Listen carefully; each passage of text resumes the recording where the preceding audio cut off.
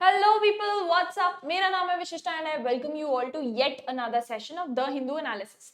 आज हम डिस्कस करने वाले हैं कि 22 ऑफ मार्च को क्या क्या हुआ, that is today.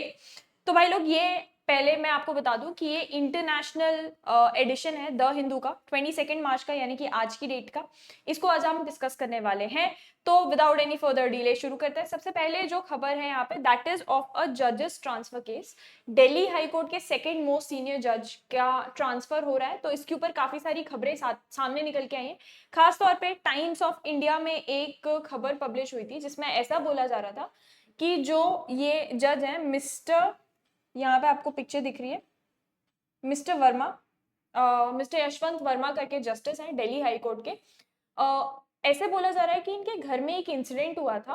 Again times of India की खबर है ये, कि इनके घर में एक इंसिडेंट हुआ था जिसमें बेसिकली घर में आग लग गई थी, और उसमें जो रेस्क्यू ऑपरेशंस कंडक्ट कर रहे थे उनको बहुत, they found a huge pile of cash, और जिसके ऊपर इंक्वायरी बिठाई गई है। अंदर ही अंदर पूरा प्रोब चल रहा है। ये पूरी खबर निकल के एक न्यूज़पेपर में सामने आई थी। इसी के चलते फिर एकदम से मिस्टर वर्मा का ट्रांसफर कर दिया जाता है फ्रॉम दिल्ली हाई कोर्ट। तो पूरी बातचीत उसी चीज के ऊपर हो रही है। आइए देखते हैं।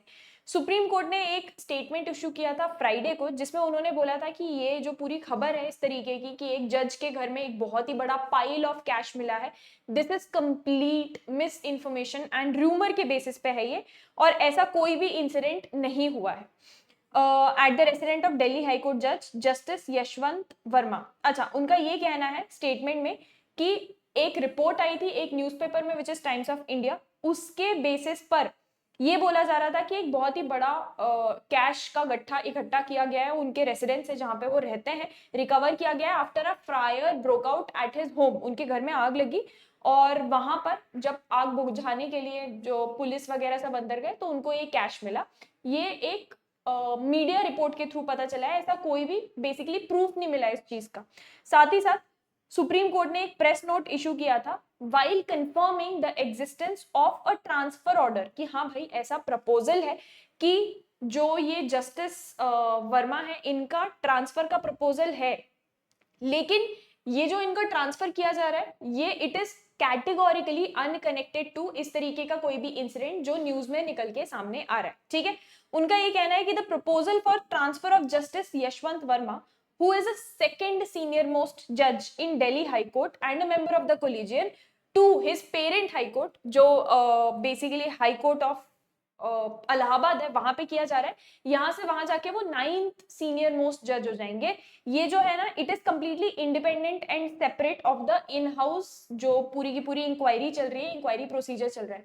तो वो बोल रहे हैं ये दो सेपरेट इंसिडेंट्स हैं। इनका जो ट्रांसफर किया जा रहा है that is completely independent and unrelated to ये जो इन हाउस इंक्वायरी इस तरीके के इंसिडेंट पे चल रही है। अच्छा, अगर हम इंक्वायरी की बात करते हैं या इन हाउस इंक्वायरी की बात करते हैं तो इसका मतलब क्या होता है। इस इंसिडेंट के ऊपर बेसिकली जो दिल्ली हाई कोर्ट, क्योंकि अभी फिलहाल ये दिल्ली हाई कोर्ट में एक जज है, इसलिए दिल्ली हाई कोर्ट के जो चीफ जस्टिस हैं वो पूरी की पूरी इंक्वायरी करके इसके ऊपर एक रिपोर्ट प्रिपेयर करेंगे। ठीक है, तो इस टाइप की इन हाउस इंक्वायरी के ना 2 स्टेजेस होते हैं, जैसे कि हम यहाँ पे देख रहे हैं स्टेजेस ऑफ द प्रोब में। ठीक है, तो इस तरीके की इन हाउस इंक्वायरी के 2 स्टेजेस होते हैं। सबसे पहला जो स्टेज होता है उसमें प्राइमा फेसाई, मतलब on the face of it ये जांच की जाती है, ये एसर्टेन किया जाता है by the chief justice of concern high court. इस केस में कौन हो जाते हैं, वो दिल्ली हाई कोर्ट के चीफ जस्टिस, कि भाई ये जो एलिगेशंस आरोप लगाए जा रहे हैं इनमें कितनी सच्चाई है, इसको हम बोलते हैं वेरासिटी ऑफ द एलिगेशंस, और क्या इस चीज में एक गहराई से जांच की और डीपर प्रोब की जरूरत है भी या नहीं। ये प्राइमा फेसाई पूरे के पूरे एलिगेशंस के ऊपर जांच पड़ताल उसी कंसर्न हाई कोर्ट के चीफ जस्टिस करते हैं। ये हो गया प्राइमरी स्टेज। इसके बेसिस पे वो रिपोर्ट प्रिपेयर करते हैं और फिर ये रिपोर्ट वो आगे जाके सबमिट करते हैं to the chief justice of India. ठीक है, सेकेंड स्टेज पे आ गए अब हम, चीफ जस्टिस ऑफ इंडिया को जहां पर रिपोर्ट सबमिट हो चुकी है। अब सेकेंड स्टेज पे जो सीजेआई होता है ना, वो पूरा का पूरा ये रिपोर्ट देखते हैं और उसके बेसिस पर वो डिसाइड करते हैं कि क्या इसमें डीपर प्रोब या गहराई से जांच पड़ताल करने की जरूरत है या नहीं। This is the second stage. ऐसे सिचुएशन में अगर जांच की जरूरत है ऑफ अ डीपर प्रोब, तो उस केस में CJI chief justice of India एक 3 मेंबर कमिटी कॉन्स्टिट्यूट करते हैं, जिसमें 2 चीफ जस्टिस होते हैं उसी हाई कोर्ट के, एंड अ जज ऑफ द हाई कोर्ट। दो चीफ जस्टिस होते हैं हाई कोर्ट के एंड एक जज of the high court, not a chief justice. इन तीनों को मिला के एक कमिटी बिठाई जाती है। जो कमिटी होती है वो अपना खुद का इन्वेस्टिगेशन का प्रोसीजर सबसे पहले निकालती है, उनका अपना प्रोसीजर डिसाइड करती है किस तरीके से इन्वेस्टिगेशन किया जाने वाला है, provided it follows the rules of natural justice. कहीं भी जहां इस तरीके का कोई भी डिसीजन लिया जाने वाला है वहां नेचुरल जस्टिस के रूल्स फॉलो होना बहुत ज्यादा जरूरी होते हैं, ठीक है। तो प्रोसीजर आप डिसाइड कर सकते हो, यानी कमिटी डिसाइड कर सकती है, लेकिन नेसेसरी है नेचुरल जस्टिस के रूल्स फॉलो होना चाहिए। बेसिकली वही ऑडियो ऑल्ट्रम पार्टम, फेयर हियरिंग होनी चाहिए, ये जो नेचुरल जस्टिस के रूल्स वगैरह होते हैं ये फॉलो होना चाहिए। द जज in question would have a fair opportunity to repudiate the allegations levelled against him. कि प्रोसीजर में ऐसा नहीं कि भाई जिनके अगेंस्ट आरोप या एलिगेशन लगाया गया है उनकी ही बात ना सुनी जाए, तो उनको फेयर अपॉर्चुनिटी दी जाएगी कि आपको अपना साइड जो भी प्रेजेंट करना है यू कैन प्रेजेंट। इस तरीके से पूरा ये प्रोसीजर चलता है। Okay, coming on to the next important news.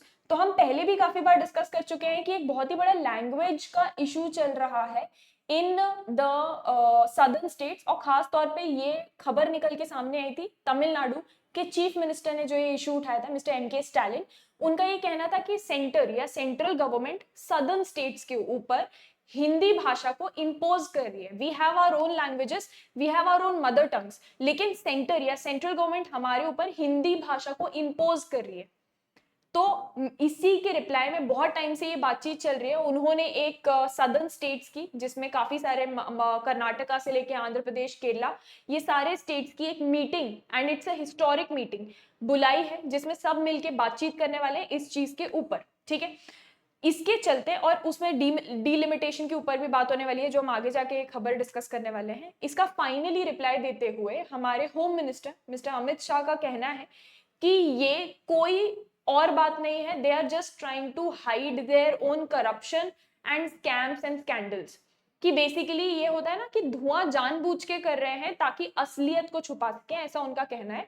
कि उनके खुद के स्टेट में जो करप्शन, स्कैम्स ये सब चल रहा है ना, उसको ढकने के लिए ये पूरा फोकस शिफ्ट करने का ट्राई कर रहे हैं सेंटर के ऊपर, ये बोल के कि हमारे ऊपर हिंदी इंपोज कर रहे हैं। यहाँ उन्होंने 2-3 पॉइंट्स बोले। अच्छा, ये पूरी की पूरी जो बातचीत है ये पार्लियामेंट में ही चल रही थी, जिसमें ऑपोजिशन ने 2-3 सवाल उठाए। सबसे पहले तो जो सेंसस पॉपुलेशन सेंसस एक्सरसाइज है, जो आखिरी 2011 में हुई थी, फिर 2021 में होनी थी, बट कोविड की वजह से डिले हो गई, उसके ऊपर सवाल उठाए गए, जिसके ऊपर कोई जवाब नहीं दिया गया, और एक दो और चीजों के ऊपर सवाल उठाए गए। बट अल्टीमेटली जो ये लैंग्वेज वाला इशू था, इसके ऊपर प्रॉपर डिस्कशन हुआ।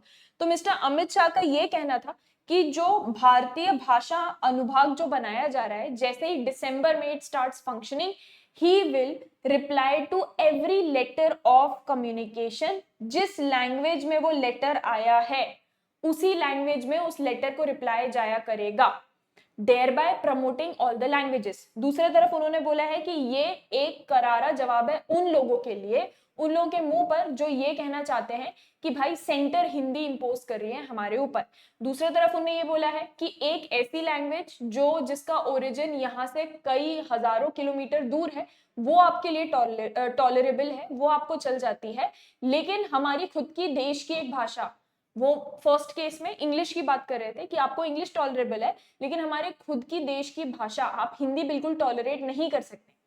तीसरी चीज उन्होंने ये भी बोली कि एक बार हमारी, मतलब हम तो आपको पूरी छूट देते हैं, आप पढ़ाओ ना इंजीनियरिंग, मेडिकल साइंसेस, आप ये सब तमिल में ट्रांसलेट करो और अपनी लोकल लैंग्वेज में पढ़ाओ।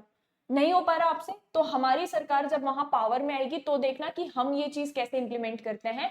That would be the true promotion of your own local language, ठीक है। तो उन्होंने हर एक चीज का रिप्लाई देते हुए ये चीज बोली है कि 3 language education policy, Hindi, English और आपकी खुद की लोकल लैंग्वेज, ये हम लेकर आएंगे।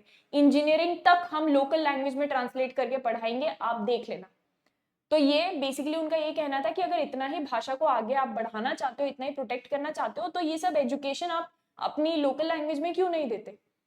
और जब उनको बोला गया कि ऐसा कौन कर सकता है, तो he was like, when our party comes to power there we will show you how it's done, ठीक है। तो बहुत टाइम से ये इशू चल रहा था, उसके ऊपर फाइनली उन्होंने रिप्लाई देते हुए ये बोला है।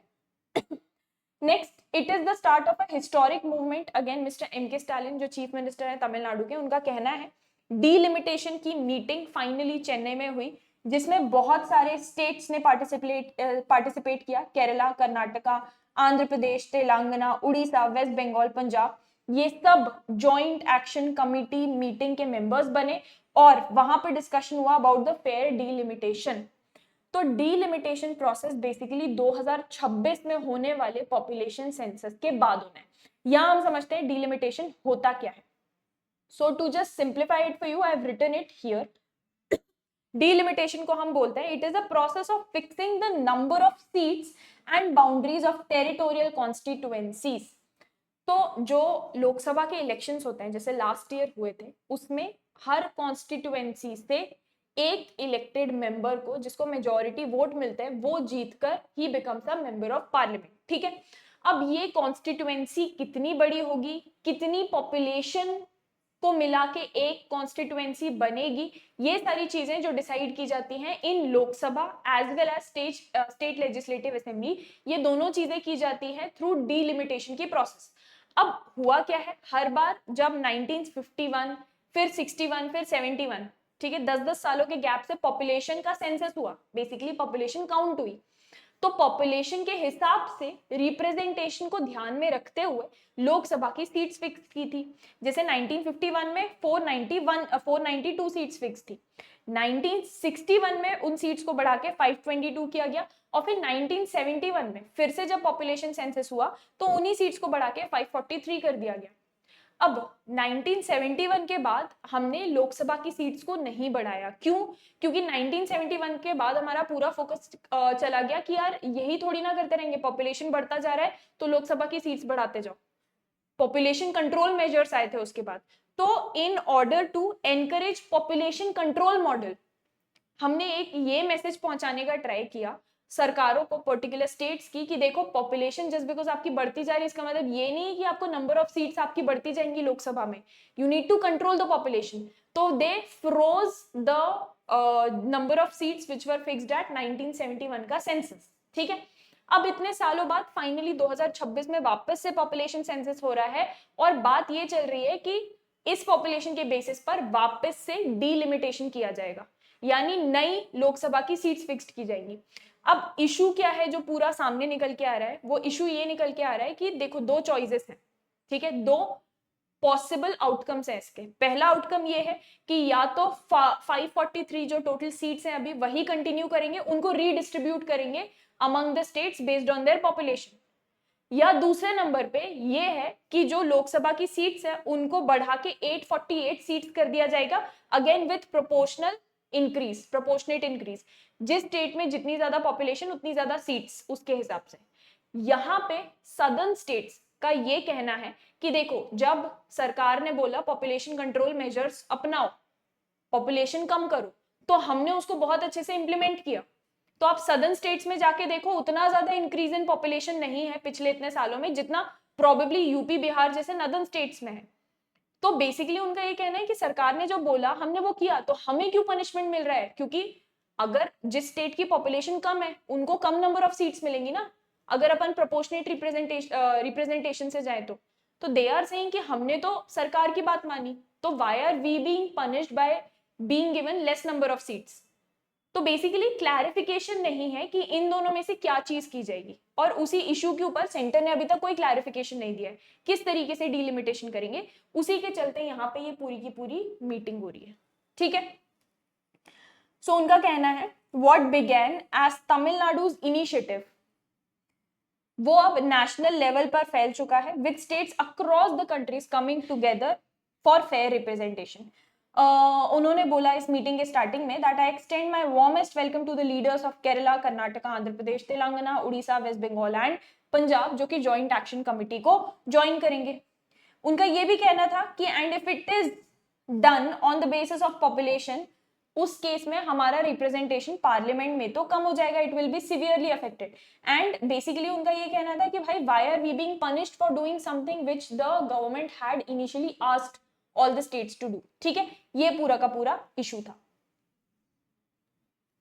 Coming on to the next important news, India और मलेशिया की हाल ही में एशियान डिफेंस मिनिस्टर्स मीटिंग हुई थी, ADMM+, जिसको हम बोलते हैं। इसमें डिसाइड हुआ है कि बेसिकली ये वर्किंग ग्रुप की मीटिंग थी ऑन काउंटर टेररिज्म जो इंडिया में हुई थी हाल ही में, को chaired by India and Malaysia both. यहाँ पे दोनों ने मिलकर एक प्लान अनाउंस किया है जिसमें मई में 2026 में मलेशिया में एक फील्ड ट्रेनिंग एक्सरसाइज की जाएगी और टेबल टॉप एक्सरसाइज की जाएगी, और 2027 में इंडिया में एक फील्ड ट्रेनिंग एक्सरसाइज की जाएगी बेसिकली काउंटर टेररिज्म एफर्ट्स के लिए। ठीक है, how to counter terrorism in both the countries, इसके ऊपर हम साथ में मिलके एक फील्ड ट्रेनिंग एक्सरसाइज फिलहाल अनाउंस की है। उसका नाम ऑफिशियली अनाउंस नहीं किया है, तो as and when the name comes out we will discuss that. Coming on to the next important news, यहाँ पे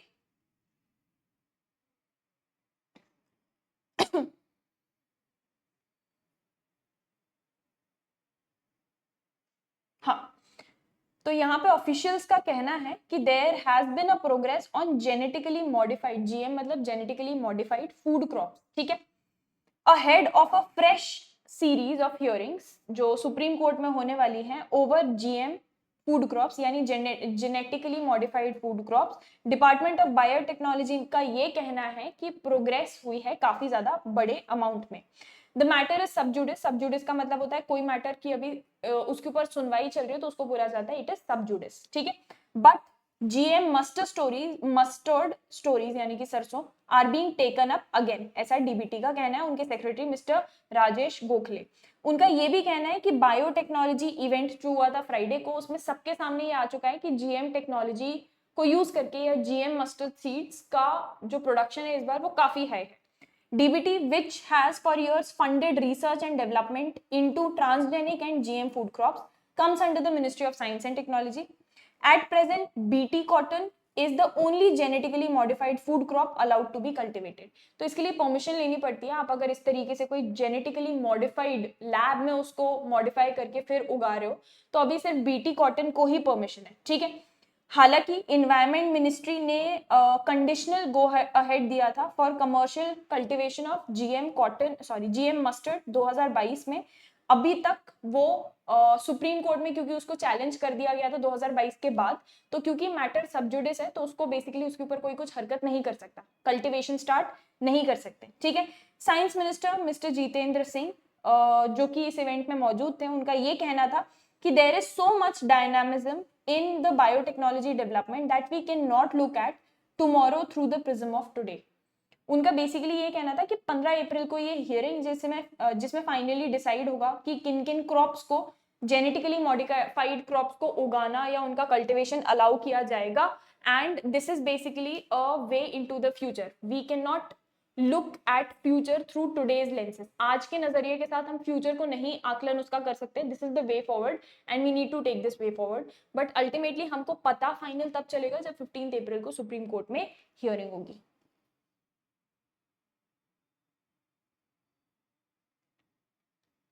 coming on to the next important news, सीधा आ जाते हैं हम वर्ल्ड अफेयर्स के ऊपर।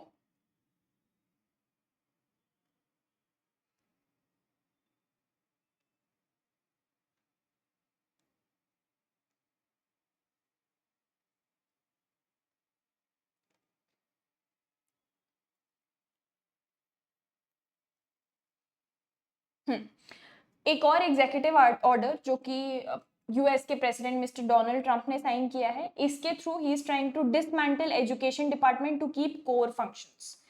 तो यहाँ भाई बेसिकली प्रेसिडेंट डोनाल्ड ट्रंप ने एक एग्जीक्यूटिव ऑर्डर साइन किया है कॉलिंग फॉर डिसमेंटलिंग, डिसमेंटल करना मतलब टुकड़ा टुकड़ा अलग कर देना, of the US education department, advancing a campaign promise to take apart the agency that's been long time target of conservatives. उनका ये कहना है।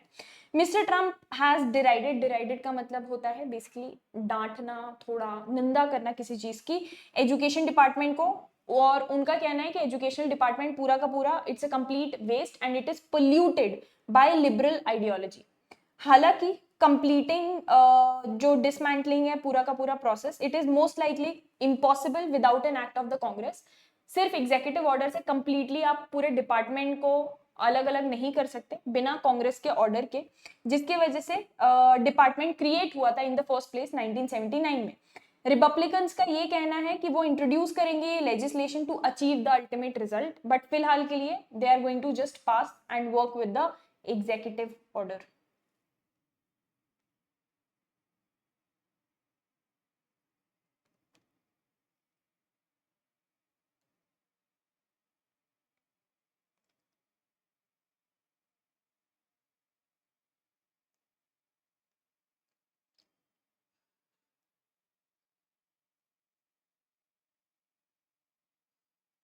Right, so that's all for today. अपन नेक्स्ट मिलेंगे ऑन मंडे। मंडे को हम discuss करेंगे what all happened on Sunday as well as Monday. तो हर मंडे को जो आपका सेशन होगा उसमें 2 दिन का पेपर हम डिस्कस करेंगे, बाकी सारे दिनों में जो आपके सेशंस होंगे उसमें हम सिर्फ 1 दिन का पेपर डिस्कस करेंगे, ठीक है। So guys, thank you for joining me in today's session. I will see you guys again on Monday. This is विशिष्टा साइनिंग ऑफ।